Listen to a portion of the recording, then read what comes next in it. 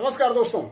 प्रधानमंत्री नरेंद्र मोदी 5 अगस्त को अयोध्या में भूमि पूजन कार्यक्रम में प्रभु श्री राम मंदिर के निर्माण कार्य का जो भूमि पूजन कार्यक्रम हो रहा है उसमें शामिल होने के लिए जा रहे हैं। इस यात्रा के क्या मायने हैं, पूरे देश में इसको लेकर के चर्चा हो रही है। पॉलिटिकल पार्टीज तरह तरह से इस पर अपने विचार रख रही हैं। पंडित नेहरू का हवाला दिया जा रहा है कि वो सोमनाथ मंदिर के कार्यक्रम में नहीं गए थे क्योंकि उन्होंने कहा था कि देश के प्रधानमंत्री के रूप में उनका किसी धर्म विशेष के कार्यक्रम में, किसी धार्मिक आयोजन में जाना उचित नहीं है और ये एक सेकुलर राष्ट्र है। तमाम सवाल हैं, लेकिन प्रधानमंत्री नरेंद्र मोदी की यात्रा क्या उनका पॉलिटिकल मास्टर स्ट्रोक है? क्या इसका उनको कोई पॉलिटिकल माइलेज मिलेगा? क्या ये प्रतीकात्मक राजनीति में उनका एक बहुत बड़ा प्रतीक होगा जो अरसे तक उनकी पार्टी के लिए संजीवनी का काम करेगा? संजीवनी तो नहीं कहूंगा क्योंकि अभी कोई मूर्छा की अवस्था नहीं है। वो उनके लिए ऊर्जा का काम करेगा, नया टॉनिक देने का काम करेगा। क्या प्रधानमंत्री नरेंद्र मोदी की यात्रा सुनियोजित, सुविचारित और एक रणनीति के तहत हो रही है? तमाम ऐसे सवाल हैं जिन पर आपसे छोटी लेकिन महत्वपूर्ण बात करना चाहता हूं क्योंकि देश इसको जानना चाहता है और देश में इस पर चर्चा हो रही है। पंडित नेहरू का जो युग था वो आज़ादी के आंदोलन के बाद आए थे। एक बड़ा व्यक्तित्व था, देश के प्रधानमंत्री बने। उनके नेतृत्व को उस वक्त क्वेश्चन करने का कोई सवाल नहीं था। जो सवाल थे उसका पटाक्षेप हो गया था, देश का विभाजन हो गया था और सरदार वल्लभ भाई पटेल के साथ उनकी अपनी एक अलग केमिस्ट्री बन चुकी थी। वो पॉलिटिकल सवाल सेटल हो चुके थे। वो विद इन पार्टी सारे जो भी क्वेश्चंस थे वो सेटल हो गए और अपोजिशन में चूंकि कांग्रेस पार्टी, उसको ये माना गया था कि आज़ादी दिलाने वाली पार्टी वो शासन में है, तो अपोजिशन में कोई व्यक्तित्व नहीं था इस तरह से जो पंडित नेहरू के सामने प्रतिवाद करता। और उनकी बात की उस वक्त अपील थी, बहुत ज़्यादा तर्क वितर्क की गुंजाइश नहीं थी। राष्ट्र का एक विभाजन हो चुका था धर्म के आधार पर। पंडित नेहरू की बात जो भी हुई, सोमनाथ मंदिर के कार्यक्रम में वो गए नहीं गए, उस वक्त की परिस्थितियां थीं। लेकिन क्या वो सवाल आज की परिस्थिति में प्रासंगिक हैं? दोस्तों, पंडित नेहरू की जब बात कर रहा हूं और मोदी जी पर जब मैं आऊंगा तो बीच में 2 प्रधानमंत्रियों का नाम और ले लेता हूं। वो कांग्रेस के ही प्रधानमंत्री हैं और गांधी परिवार से ही ताल्लुक रखते हैं। उसी नेहरू गांधी फैमिली के ही की विरासत का हिस्सा है। इंदिरा गांधी का आप पूरा कार्यकाल देखिए तो वो रुद्राक्ष पहनती थी और सारे धार्मिक प्रतीकों का इस्तेमाल करती थी, किस तरह से मंदिरों में जाती थी और एक बड़े जन समुदाय को कहा जाता है आकर्षित करने के लिए वो सारे प्रतीकों का इस्तेमाल करती थी। यानी पंडित नेहरू जो आप कहते हैं कि सोमनाथ मंदिर नहीं गए, वो इंदिरा गांधी के आते आते वो बातें काफी हद तक खत्म हो गई थी। पॉलिटिकल डिस्कोर्स इंदिरा गांधी ने अपने उस वक्त की परिस्थितियों के हिसाब से बदल दिया था। बाद में राजीव गांधी आए, उन्होंने भी बहुत हद तक उन्हीं फुटप्रिंट्स को फॉलो किया। वो भी उन प्रतीकों का इस्तेमाल करते थे, टीका लगाते थे, गमछा पहनते थे। तमाम जो होते हैं, जो पॉलिटिक्स में कहते हैं सिंबल्स का, प्रतीक का बड़ा महत्व होता है, तो उन प्रतीकों का वो भी ख्याल करते थे। उसके बाद मैं सीधे आता हूं बीच के लोगों को छोड़ करके यूपीए शासन पर। यूपीए शासन के दौरान सोनिया गांधी की अध्यक्षता में जिस तरह का एक माहौल बना, उस माहौल का कांग्रेस को कितना फायदा हुआ, कितना नुकसान हुआ। 10 साल तक उनकी सरकार रही, लेकिन जब वो सरकार गई तो इसी पार्टी को एक कमेटी बनानी पड़ी, एंटनी कमेटी, ये विचार करने के लिए कि क्या उनके ऊपर मुस्लिम परस्त पार्टी होने का तमगा लग गया है। एंटनी कमेटी ने अपनी रिपोर्ट दी और उन्होंने कहा कि हमें इस छवि से निकलने की जरूरत है। पार्टी में जोर शोर से ये आवाज उठी और मंथन हुआ। ये चीजें आपको इसलिए बता रहा हूं, इससे आप जोड़ सकते हैं कि नरेंद्र मोदी अगर अयोध्या यात्रा पर जा रहे हैं और जब वो अयोध्या में जाएंगे, भूमि पूजन के कार्यक्रम में शामिल होंगे, तो उसका पॉलिटिकल मैसेज क्या है, पॉलिटिकल माइलेज क्या है, पॉलिटिकल मोटिव क्या है और क्या वाकई में ये पॉलिटिकल मास्टर स्ट्रोक है? तो हाँ दोस्तों, नरेंद्र मोदी सत्ता में आए तो किस बुनियाद पर आए? कांग्रेस पार्टी की एंटनी कमेटी की रिपोर्ट का हवाला मैंने आपको दिया है। तो कांग्रेस पार्टी को भी ये पता था कि अगर भारतीय जनता पार्टी शासन में आई है तो एक देश के बड़े वर्ग में ये मैसेज चला गया है कि कांग्रेस का एजेंडा बदल चुका है। कांग्रेस एक समुदाय विशेष को आकर्षित करने के लिए राजनीति करती है, उस तमगे से वो घिर चुके थे और उस तमगे को हटाने की कश्मकश में 2014 के चुनाव में राहुल गांधी जगह जगह घूमे, जनेऊ पहन करके घूमे, मंदिर मंदिर घूमे, लेकिन वो तमगा नहीं हटा।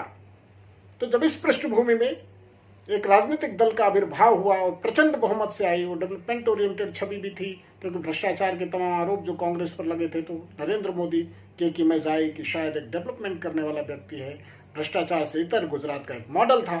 लेकिन जो सबसे बड़ी बात थी कि हिंदू राष्ट्रवाद, प्रखर हिंदू राष्ट्रवाद, जातियों में जो कुनबे बटे हुए थे उन कुनबों को जोड़ना प्रखर राष्ट्रवाद के नाम पर, हिंदू राष्ट्रवाद के नाम पर, और उस सारे संकोच को छोड़ करके जिस संकोच की बात की जाती थी कि हिंदू होने का मतलब तो संकोच से बात करो, हिंदू राष्ट्रवाद की बात तो संकोच से बात करो, सेकुलरिज्म का लवादा ओढ़ करके इन तमाम सवालों को पर्दे के पीछे रखो, सारे मिथक को नरेंद्र मोदी ने तोड़ दिया।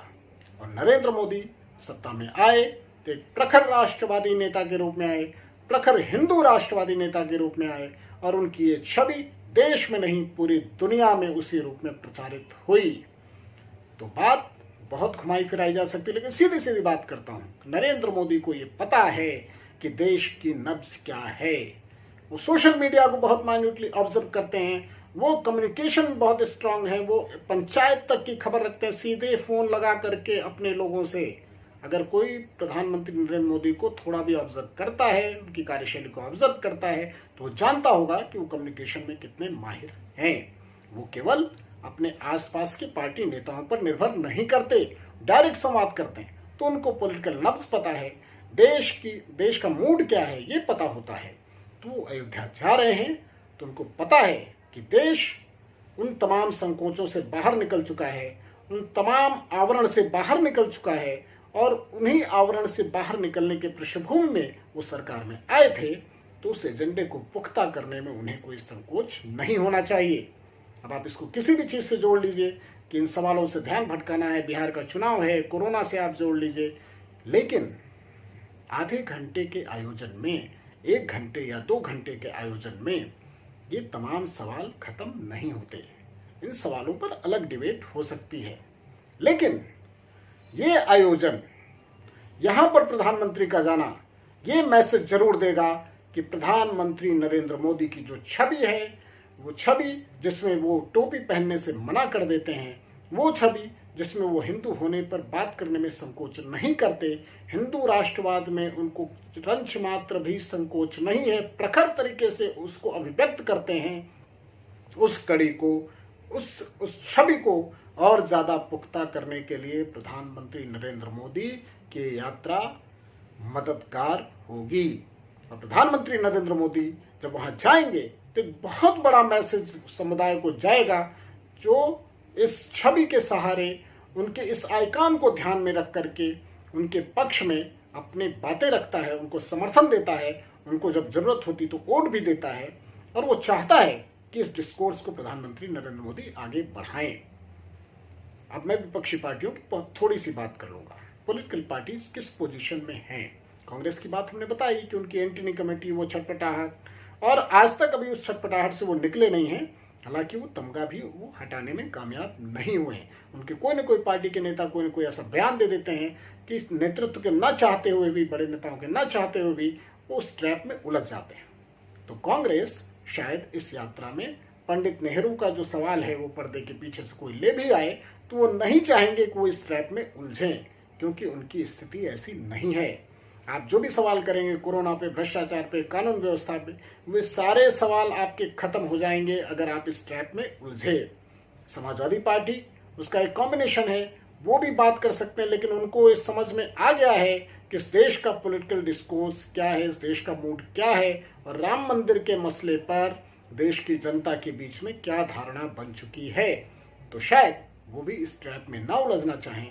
बाकी जो कुछ होगा सामने आएगा, लेकिन अभी तक का जो मैसेज है कि शायद वो भी इससे बचने की कोशिश कर रहे हैं, क्योंकि जो भी अगर आप पॉलिटिकली भारतीय जनता पार्टी को घेरना चाहते हैं तो आज की सबसे बड़ी सच्चाई है कि आप जो हिंदू राष्ट्रवाद का मसला है, प्रखर हिंदू राष्ट्रवाद का मसला है, उस पर आप अपने तर्क रख लीजिए, कुछ मॉडरेट होकर के अपनी बात कह लीजिए, लेकिन अगर आप विरोध का सुर रखते हैं तो जो आपका जातियों का कुनबा क्षेत्रीय दलों ने बनाया है वो बिखर जाता है और एक बड़े समुदाय के रूप में लोग एक होकर के अपनी अभिव्यक्ति देते हैं, जैसा 2014 में दिया और 2019 में दिया। तो दोस्तों, प्रधानमंत्री नरेंद्र मोदी की यात्रा, अयोध्या यात्रा, जो पहली अयोध्या यात्रा राम जन्मभूमि पर वो पहली बार जाएंगे प्रधानमंत्री के रूप में, उस यात्रा के बहुत बड़े मायने हैं और ये पॉलिटिकल मास्टर स्ट्रोक भी हो सकता है, इसका पॉलिटिकल माइलेज भी हो सकता है और अपने कम्युनिकेशन में जो उनका भविष्य का जो और आगे का जो कम्युनिकेशन होगा, उस कम्युनिकेशन में ये धार देने वाला कदम होगा। ये आप नोट करके रखिएगा। देश के पॉलिटिकल डिस्कोर्स में उनकी यात्रा भी मील का पत्थर साबित होने वाली है। बहुत बहुत धन्यवाद। नमस्कार दोस्तों।